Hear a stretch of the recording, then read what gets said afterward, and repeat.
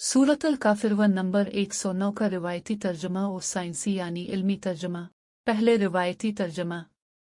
कह दो ए काफरो, ना तो मैं तुम्हारे माबूदों की इबादत करता हूँ और ना तुम ही मेरे माबूद की इबादत करते हो, और ना मैं तुम्हारे माबूदों की इबादत करूँगा और ना तुम मेरे माबूद की इबादत करोगे।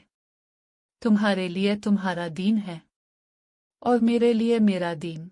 और अब पेश खिदमत है सूरत अल काफिर का साइंसी यानी इल्मी तर्जमा।